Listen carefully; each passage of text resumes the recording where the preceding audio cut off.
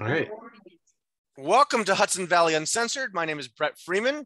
We haven't had a show in a while, so I'm excited to have a show with an expanded group of people on the show. We have our editors, Tom Waligorski, Brian Marshauser, and Bob Dumas. We also have our reporters, Gino DeAngelis, Whit Anderson, Sophia Castellanova, and Tom Bartley joining us today. So excited to have everybody on the show. I would say the thing that I'm personally most excited about at the moment that's big for Halston Media. Halston Media is the company that owns this podcast and all the newspapers. We are launching a sixth publication.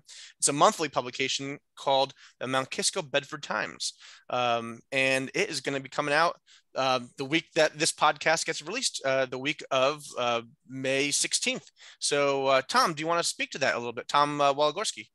Oh, absolutely. I mean, it's very exciting. It's the proverbial roller coaster feeling of starting up a new newspaper. This is actually the second time in my career that I've been part of a new publication launching. So it's definitely equal parts exciting and terrifying. But we've been really pounding the pavement here. We have a lot of good stuff coming for the first issue. So our coverage area includes Mount Kisco, Bedford, and Pound Ridge. So we've been kind of all over those three towns. And I really think that we've got a great group of stories. We cover a lot of different things in our first issue. And it's around that school district as well. Yeah, the Bedford school district is kind of the thing that unites everybody. Yep. So yeah, I mean, Whit can speak a little more to the. He's been my point man for the school district, so he's been covering a bunch of stories there. We covered the local fire departments named their new fire chiefs. So we have that. Our reporter, Carol Reif, she attended Martha Stewart's tag sale down in Bedford, which is a nice little, kind of local interest story, celebrity connection. So she did a whole write-up on that. I was down in Pound Ridge at a community forum with Congressman Sean Patrick Maloney.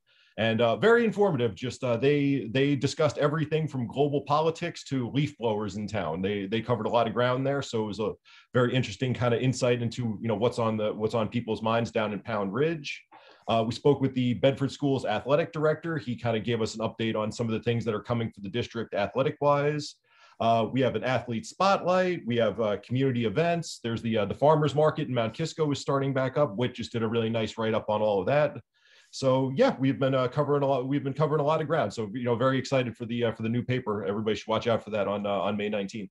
That's fantastic. I'm personally excited. We have, on our sales side, we have a lot of clients who are very excited to reach this audience. It's a very coveted audience. These three communities and I mean, what's exciting, the business model we've chosen is we always choose these towns that are kind of adjacent to the towns we already cover. The theory, which has proved correct for the last 12 years, is that, we have all these clients who, I mean, obviously, if you're a pizza place in town, you might only attract people who live in the town. But if you're a contractor or whatever, a supermarket, or a real estate agent, or a lawyer, you're going to want to reach people in the surrounding communities. So I know that we have a lot of clients who are really excited to reach this new audience. And also, I'm excited to reach this new audience too. I mean, I think it's, I'm proud of Halston Media really being quite, dominant now. I mean, we are the dominant media source in northern Westchester and Putnam County. Quite excited about that. And that's the thing too, like just from people that I've spoken with, like people are excited that we're here and they know who we are. I think, like you said, being adjacent to the towns that we already cover, like we have, we have brand recognition. There wasn't a lot of explaining, who I am and what I'm doing here. People know about Halston and what we do. And I think they're generally excited to have us be a part of the communities, which is awesome to see. That's actually, I love hearing that feedback, Tom. I think that's actually the first time you told me that, and I'm excited to hear that. That makes me feel like we've accomplished something pretty good in the last 12 years. Well, that was a concern of mine, especially starting starting a new. That's why I said it's it's equal parts exciting and terrifying, because it's like you really are starting from scratch. Sending going myself, sending Whit and Carol and freelancers, photographers, and it's like this is the first time people are meeting with us, and it was nice to have that. It felt very accepting right away, and just that people were aware of the work that we've been doing already, and putting into this. So it's good to see. And it has also a nice overlap with our Katona-Louisboro Times. Because Katona-Louisboro Times obviously covers, half that geography is inside the town of Bedford, mostly within a different school district. And guys, I just wanted to interject real quickly while we're Pound Ridge used to be my beat when I worked for Daily Voice. It was one of my beats, so I still know some people over there, Tom, and have different. Oh, nice. Yeah, I'm definitely I might be able to provide. But one of the things I was just reading about that might be a story for you guys is Richard Gere. Richard Gere is on our list here. We're still tracking down some information about that. That he sold his house. Oh, wow.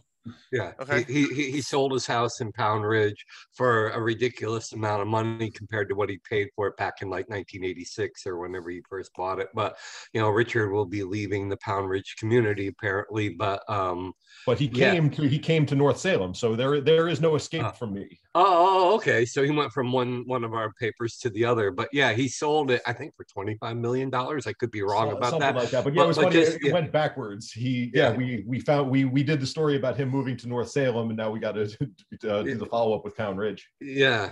I think he bought it for like $1.5 million in '86 and just sold it for like $20 million or something like that. So nice problem to have.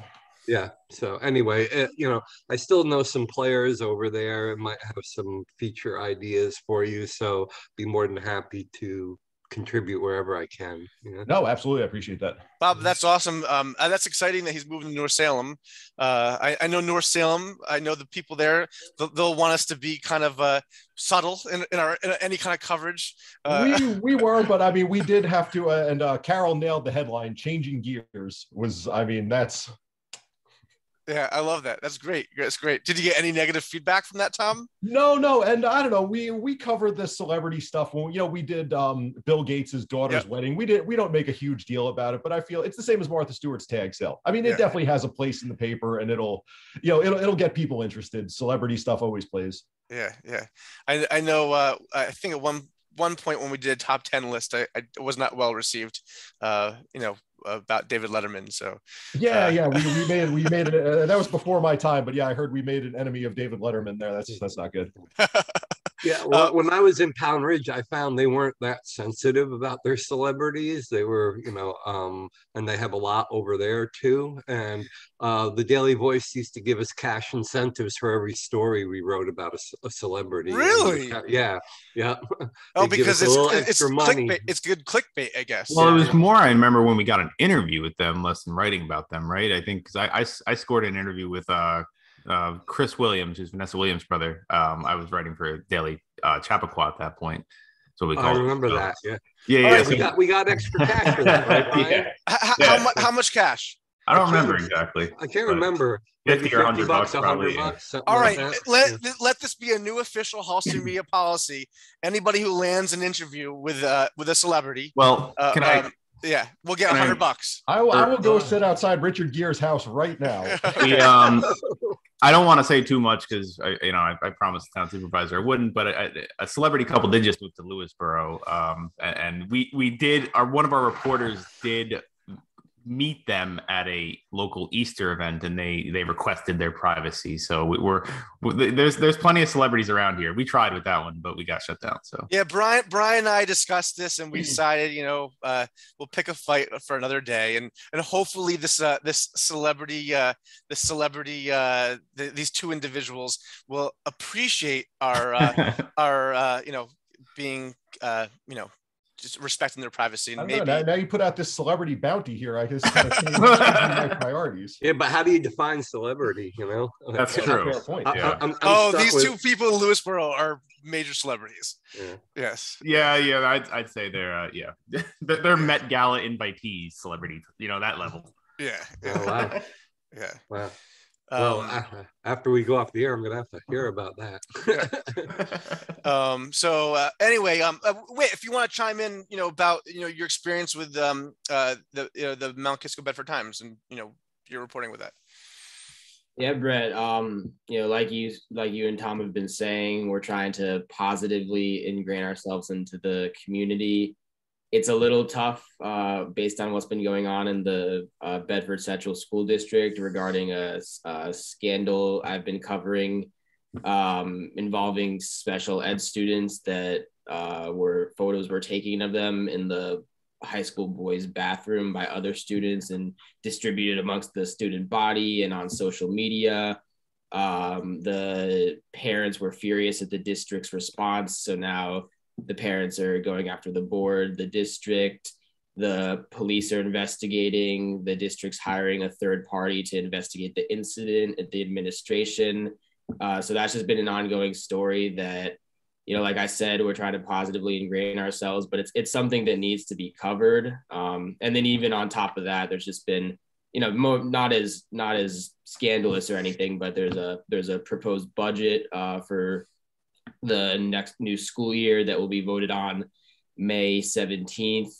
There's potentially a universal pre-K program that's going to be introduced that the board just accepted the grant money for, but in order to move forward with it, there's a bunch of other logistics they have to figure out. So a lot going on, much more than I expected for just a random school district that I didn't know too much about before. Yeah, well, good job, kind of introducing yourself to the community with the school district. Tom Walgorski and I, we definitely discussed this topic, because it's always been our philosophy at Halston Media. We don't seek out controversy. We don't go on fishing expeditions. I know there's some media outlets who go on fishing expeditions trying to find controversial stories to talk about. That's never been our approach. But at the same time, we don't avoid controversy either. I think it's wrong to avoid controversy, because when you avoid controversy, you're not serving all the constituents in town, and there is a constituency in the community who is upset, and I think we would be doing a disservice to not cover it. So good job covering that. The first board meeting I went to, I just expected to be, a typical board meeting, typical topics, but that essentially took over the second half, and it was wild. We kind of dropped Witt into a meat grinder there. Yeah. So let's go into some of our other towns. We cover Mahopac, Somers, Yorktown, North Salem, and Katona, Lewisboro. I'll start off with some of our reporters right now. Gino, if you want to give a little update, what you're working on? Yeah. So right now I'm working on a story about Sean Patrick Maloney's press conference he had on Monday in Lewisboro. He was officially announcing the Oak Ridge water treatment plant was getting $1.8 million to expand their filtration system, because there's an elevated level of it's called PFAS, which is a cleaning chemical solution like residue. So he was there.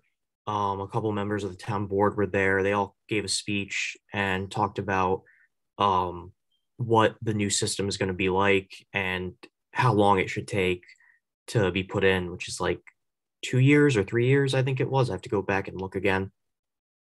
And then I'm also working on a preview of Katona's 125th celebration, which is May 21st. Yeah.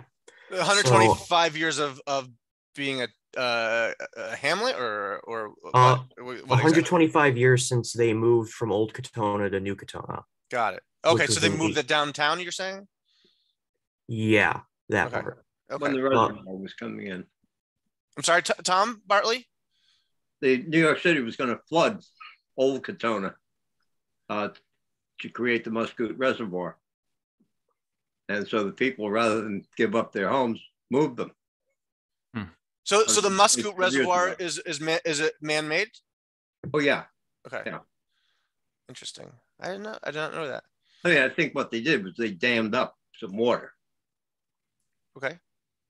So a body of water existed, and they dammed it up for use by the city. I don't know the history of the city water supply. Yeah.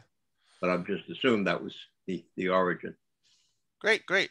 Tom Bartley, while I have you talking, I'm going to, if you want to share with our listeners what you're working on.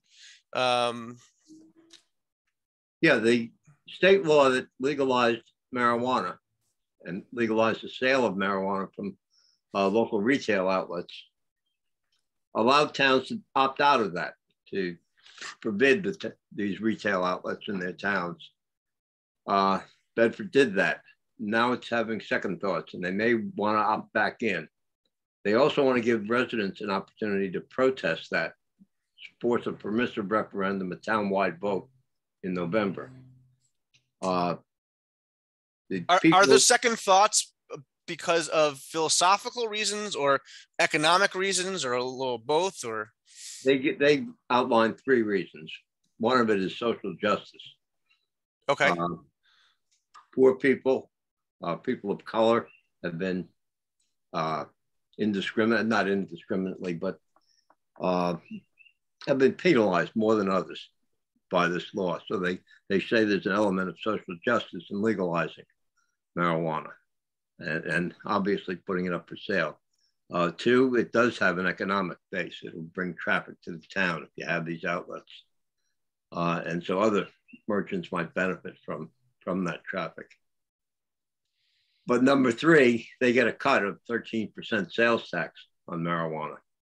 And so you have the potential for a huge revenue gain, 6 figures. I think if they got 0.5% of the anticipated state sales, it amounted to something like $225,000 going to the town's coffers, which is a pretty nice piece of change.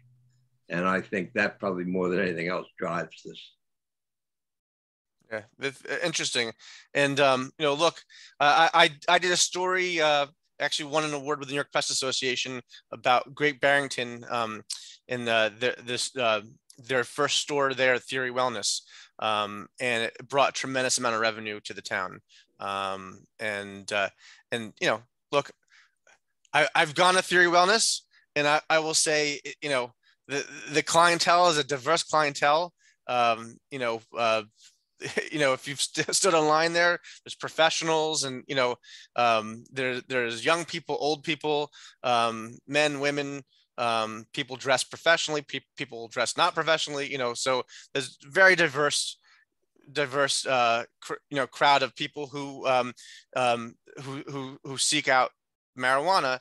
And I'll also tell you from my interview there as well, people choose that in lieu of narcotics. People have pain management that they have to worry about.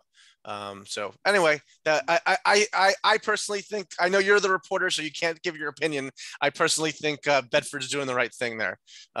So anyway, I'm going to jump over to Sophia now. Hello.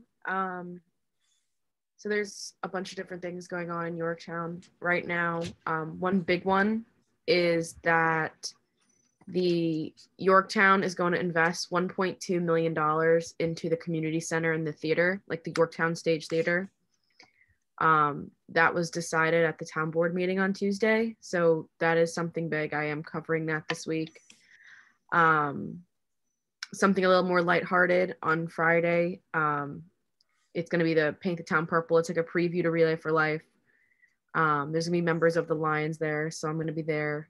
I look forward to that. I used to work for Relay for Life, so I look forward to that. But something cool, in this fall, they're trying to build a haunted house property in the back of the JV Mall in the parking lot.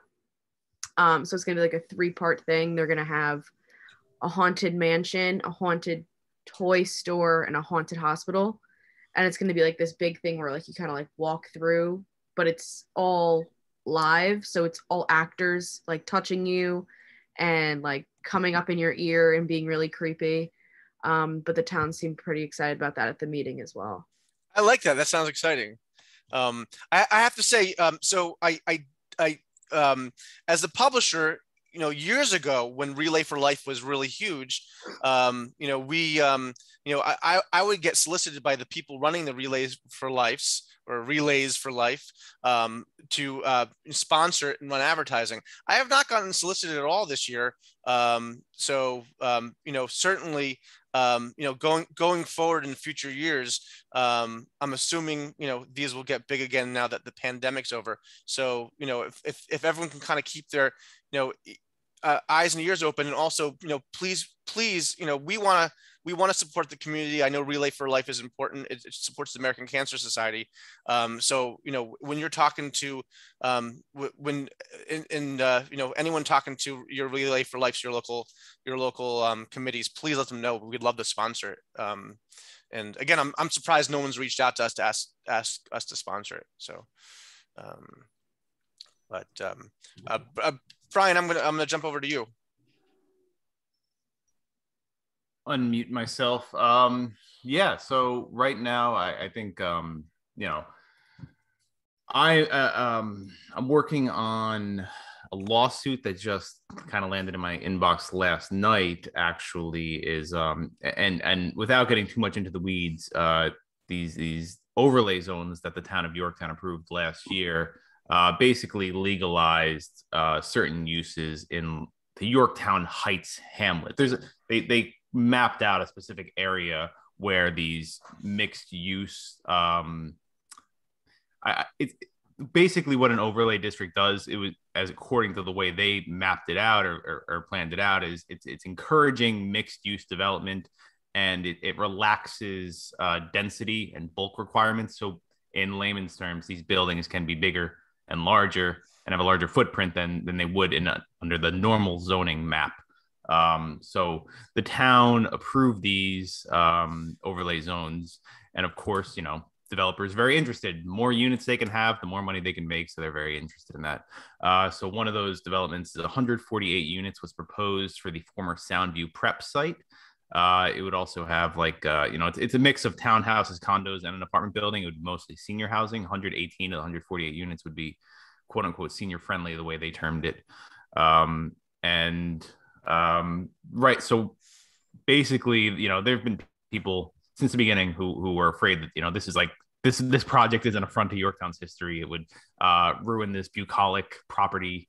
And the property, by the way, is now privately owned. It was purchased by Paul Galaro, Unicorn Contracting, which owns the Caramount building across the street and also owns the former Seal and Manor building in Jackson Valley. So, he has a pretty huge financial stake in Yorktown now. So he owns this property. And, I guess it's a historic site, the Soundview site. It was home to many, many historic figures in Yorktown. Edward, I forget their names. I don't want to butcher their names, but Underhill and Keir, if you actually drive around Yorktown, you'll see their names all over the streets. These are the people who lived at this property, and centuries old, some of these buildings. And they're going to restore one of the main buildings, but all the other buildings are coming down. They're too far gone, according to them. But anyway, getting to the lawsuit, it was on Article 78 was filed at the end of April, and Article 78, basically they're seeking to overturn the town board's decision approving these overlay zones, in effect killing this Underhill Farm 148 unit project. So, that's where it stands right now. Matt Slater gave me a statement last night. Matt Slater's a town supervisor of Yorktown. He's fired up about this. He says, it's a baseless lawsuit. It's just going to cost us time and money, and people are standing in the way of progress, things like that. So kind of to be expected, his response. But yeah, he's hitting back hard. I have yet to speak with the person who filed the lawsuit. It's a new group that was formed by Trish Sloan Rothberg, who once ran for town council. She's been one of the leading critics of this project from the beginning. So that's kind of something I'm working on right now. And of course, we're in big school board week. Next Tuesday, we have the elections. So I think this week's issue, the 512 issue, chock full of interviews with all candidates. and unfortunately, we were limited by space. It was kind of it's a tough thing because there's between Yorktown and Lakeland, the two districts I was covering, I had 18 people running, 12 in Lakeland, 6 in Yorktown, and as much as I would like to, each ask them 5 questions and really get in depth with them, I didn't really have the space to do that, or time to do that with 12 different people. It's kind of challenging. So, maybe in the future, maybe we'll do like a special pullout or something. Even in the paper, it filled up 6 pages of this week's Yorktown News, just the Lakeland one alone. So with 12 people running, it was challenging. Last night, Wednesday, May 11th, the Yorktown, the district PTA held a candidates night with 6 candidates. I was watching that on Zoom. Unfortunately, logistically, we've already gone to press for our 512 issue, and our next issue doesn't come out till after the election. So I can't really cover that for the paper. Yeah, and this podcast, hits airwaves on, I believe, May 16th. The day before, and we're going to be promoting this podcast in our May 19th issues, so the school board issue. Our deadlines have never been friendly toward the elections. The elections always happen on Tuesday nights and right after we go to press. So the good news is all our competitors are under the same restraints, except for the Journal News, which is a daily. So all our weekly competitors. That's a good reminder to suffer the same. It's a good reminder to tap into, because we'll post the election results as soon as we get them. So it's interesting. In my communities, at least in Lakeland, especially, we have a lot of grassroots candidates who are challenging the incumbents. It's actually kind of interesting because it's kind of split into 3 factions in Lakeland. We have the incumbents who actually teamed up with a guy named Michael Marchese, an endocrinologist, but he's not an incumbent, but he's running with them. I guess I don't know where that connection was made, but then there's another faction called Lakeland Rise, which is really supporting the diversity, equity, and inclusion movement. Really wants they think the board kind of failed in their response to the critics this year, and I don't know if anyone follows Lakeland, but it kind of devolved into chaos a little bit. Accusations of racial epithets hurled at the superintendent and assistant superintendent. Just a lot of shouting matches, things like that. It kind of got out of control. So they think they're running to kind of, because they just think the current board didn't do a good enough job. And then there's another competing faction called United for Lakeland, which is the opposite stance. They think the board didn't do a good enough job, but because they want DEI thrown out altogether. They don't think this is something they should be focusing on. I hate to put you on the spot. Prediction. Who do you think is going to win? It's actually challenging in Lakeland because somebody brought up a good point last night. I wonder if Lakeland Rise and the incumbents will almost kind of split the vote. It's kind of interesting in that respect. I am expecting a larger turnout than in years past. I think in years past, they say only like 5% of registered voters actually show out for these. I think like 1,300 people voted in last year's school board election. There's a lot more interest in this now. I don't have if I had to make a prediction, just got to go with the incumbent slate. That's always from when I've been covering this. I don't think I've ever seen the incumbents lose. It's people tend to like controversy-free school board stuff. They like to maintain the status quo. They say, I think most people avoid the noise of it and say, well, my child's getting a good education. I'm happy with the way things are run. I vote for the school board budget and I vote for the incumbents. It's usually been the way it goes, but like I said, a lot more interest this year. I think we're going to expect a higher turnout. I know there's been even a push to vote down the budgets in these school districts because, they're tax cap compliant, meaning they're around 2% or less. But people are even upset about that in tough times with inflation, tough economic times. People are hurting. They said the school district, they should do as much as they can to keep taxes flat or even lower them.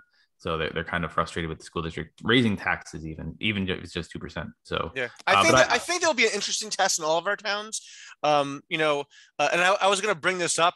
And I know we don't cover kind of national things, but I am curious about even like. This is like way off topic, and I apologize. But just things like the baby formula shortage. I just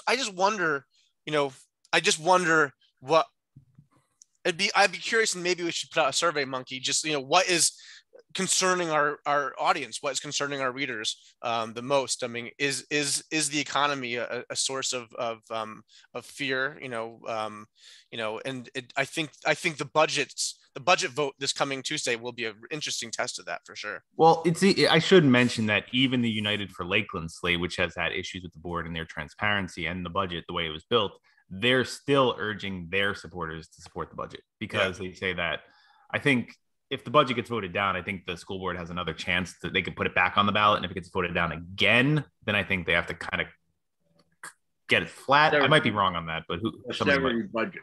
Yeah. What was that, Tom? Say that again. An austerity budget. If they, after the revote, if they still fail, they go to an austerity budget, and things like sports and extracurricular activities are cut. They're really down to nothing. Yeah, that's why even critics of the school district are saying we really should approve the budget, because we don't want to hurt our children. That being said, as a taxpayer, I don't pay taxes in the communities we distribute our papers, but as a taxpayer in my own community, I don't know. When I hear austerity budget, I feel like I want to play the violin here. I mean, it's still an enormous budget, and people's taxes are still pretty damn high. So. I mean, but they're feeling the same inflationary pressures as residents. So, yes. I mean, it's costing them more to buy oil. It's costing them more to, heat and cool their schools, and even lawn maintenance. Everything is costing them more as well. So, their spending, I know in Lakeland, their spending is actually up 6 or 7%, but they kept the taxes to 2%. I think they were able to do that with a big boon in state aid, which helped. And they, kind of took from their fund balance. And we actually spoke to the Yorktown business assistant superintendent for business. He said, like, we should be fine doing this for a few years, but eventually, if we keep pulling from our reserves and we keep relying on state aid to keep taxes flat, it will catch up to us eventually.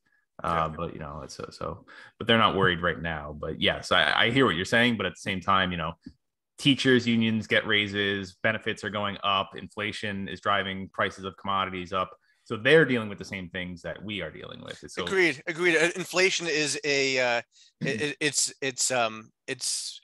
real, without a doubt. I mean, our business feels it also. So, so I understand that without a doubt. Bob, let's jump over to you. Oh, goody. All right. So this story that I'm working on, I want to give people need to, this is the violin scam. So you did talk, the guy called me yesterday. Yes. Yeah. I'm looking into it, and it's kind of, I've been doing this a long time, and you learn something new every day. So this is interesting. Yeah. So, and it's weird because it's got a lot of moving parts to it. But anyway, guys, if you don't know what the violin scam is, it's where it's a group of people. And this started in the South, Florida, Texas. It's moved its way. It's nationwide now, but it's moved its way up the Eastern Seaboard. And it has arrived in Mahopac and Carmel, and I imagine it's going to bleed out from there. And what these people do is they arrive in a town in a van, and they get out and they go into shopping centers, strip malls, places like that with their violins, and they set up a little area in the parking lot with a sign that says, they're like the musicians you see in Grand Central Terminal and on the streets of Manhattan and stuff. They play with the little cup outside looking for donations. They have a sign like, I need to feed my kids, or I can't pay my rent. And the problem is these guys aren't really playing the violin. It's fake. It's like a player piano, it's an electric violin with a track with an electronic device in it and so they are pretending to play it. Well, it's pre-recorded music coming out of their speakers, so they're not really playing it. If you Google it, and you'll see videos of these guys being confronted by real violin players who come up and go, hey, yeah, let's jam, let's play together. And of course, the other people, the scammers, can't do anything. The problem is technically, they're not doing anything illegal. I mean, if you want to donate to a guy who's doing karaoke violin, there's nothing wrong with it. I mean, the guy. I love that karaoke violin is a good description of that. Yeah. I mean, they're I'm told, this guy I spoke to who runs a store here in Mapac says they come out in front of his store all the time and they rip off his customers. So that's why he's upset. So he wants kind of like a buyer beware story out there.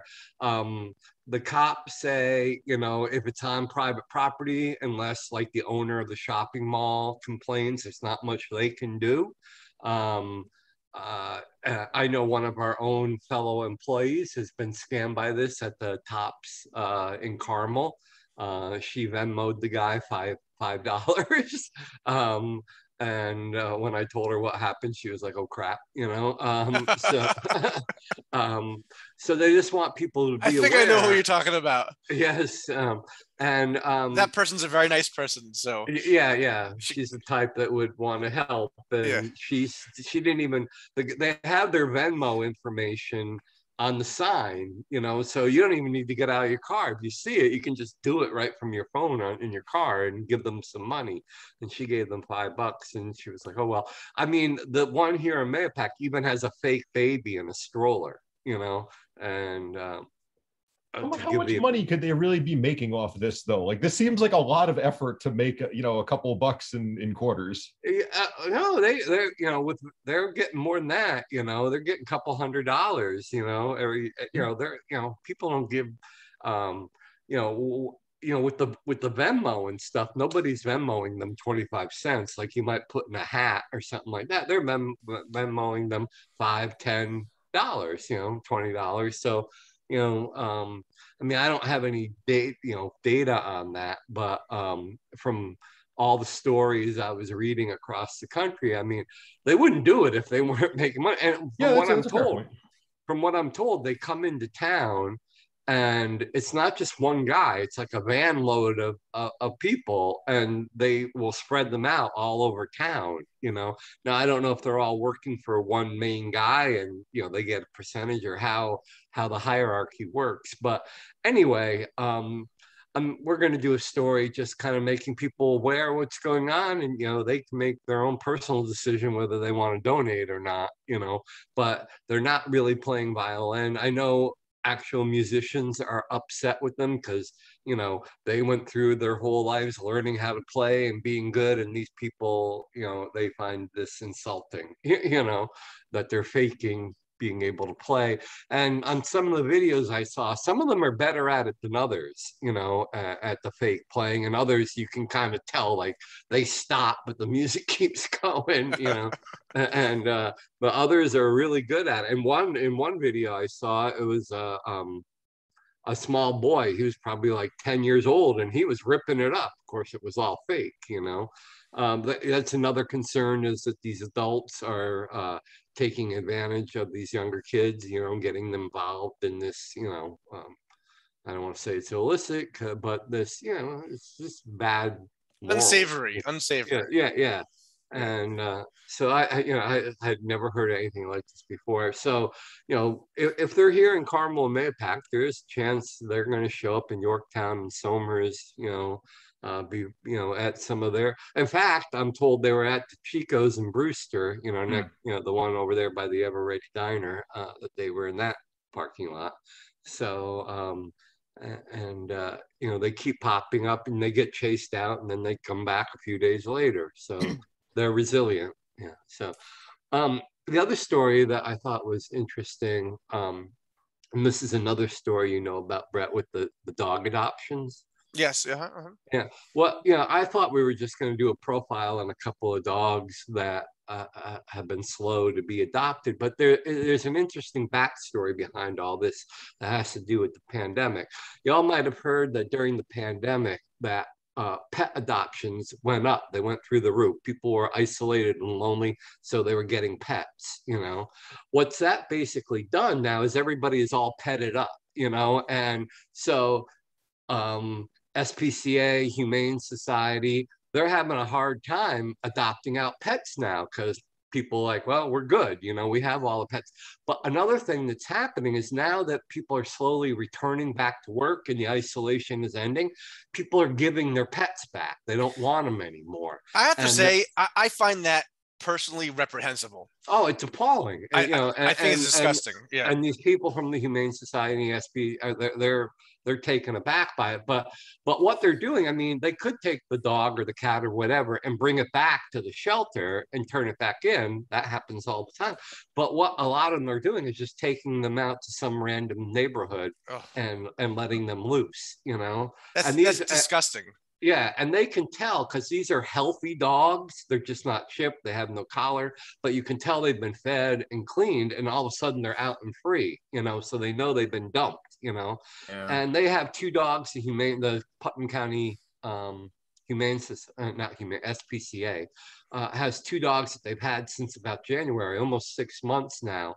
And they've had them at these different fairs and different things. And they're really cute. I have pictures of them, and they just can't find homes for them because everybody's telling them, you know, we got a dog last year in the middle of the pandemic, so they're having a hard time finding homes for these shelter dogs. It's kind of sad, you know. Well, Bob, I think it's a great story. I would actually love if you could share that with our other papers after it's written.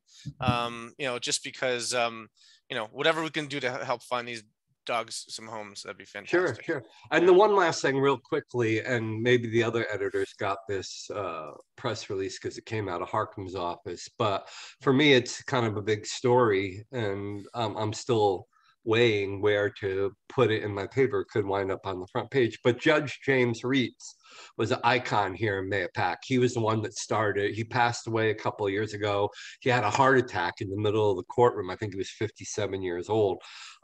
He's the nicest guy. He was the nicest guy as well. Yeah. When I first came out, nicest person, like just such a nice person. Yeah. When I first came to town and took over the paper, he was one of the first people to greet me and say, if you need anything, just call me. He was terrific.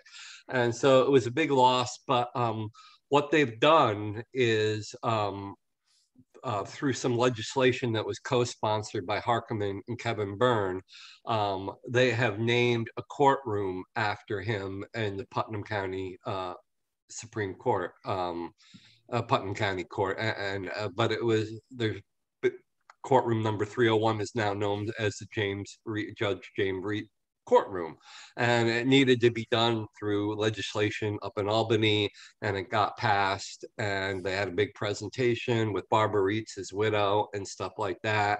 And you know James Reitz was the one who started the drug court here in Putnam County, which is kind of a second chance for drug offenders to get them through rehab and stuff rather than put them in jail. And it has been a remarkable success to the point that I believe it was featured on 2020 or 60 Minutes or one of those shows a few years back. And a lot of communities all across the country have used Judge Reitz's drug court as a template for their own system. So it was a really nice thing to do. It's a feel-good story, and so depending on what else happens this week will depend, but that'll be a good story for me. So that's what's percolating over here. Bob, thanks for sharing that. I'm particularly moved by the James Reitz story. You know, he from the very beginning when we launched Mahopac News, just constantly every time I bumped into him, you know, thank you so much for what you do for the community. I mean, just such a gentleman, and you know, it was genuine. It really, he just was a really genuine guy. So he was you mentioned Relay for Life earlier, Sophia. He was a big player in Relay for Life, a big driver in that, a big supporter. He was always at the Relay for Life over at the Mahopac High School. You would always see him there, but bopping around, shaking hands, and yeah. When he passed away, it was a big blow to this community. He was definitely a big mover and shaker here, and I mean that in the best way possible, because there's others that aren't. And yeah, he was a terrific guy and sorely missed. So this was a very nice gesture that they've done to memorialize him. So. Yeah. I guess before we wrap up, and I realize we didn't talk too much about Somers or North Salem, so, and also if anyone else, I kind of cut people off a little bit, to keep the conversation flowing, but if anyone just wants to chime in, jump in, now's the chance. Please feel free to do that. Yeah, it's funny. Again, we got so wrapped up in the Mount Kisco end of things this week. It's like, oh yes, North Salem and Somers. Now we still got a lot of stuff happening in our other towns. Like Brian said, we do sort of get miss the deadlines with the Board of Education things, but we'll have it up on our tap sites for North Salem and Somers. Nothing as crazy as what's going on in Brian's end of the woods, but North Salem, 3 people running for 3 spots. Somers, we have 4 people going for 3 spots, 2 incumbents, 2 newcomers. Seems like, all very qualified candidates bringing some, some good ideas there. So we'll see what happens with that and the budgets. And I can't jump the gun too much, but we have a interesting Somers story. We have kind of a long-standing local business that is announcing a retirement, but that's something I can't give away just yet, but that'll be featured in our May 19th issue. So everybody should keep a lookout for that. Yeah, I think that will that'll actually be a very big story, I believe.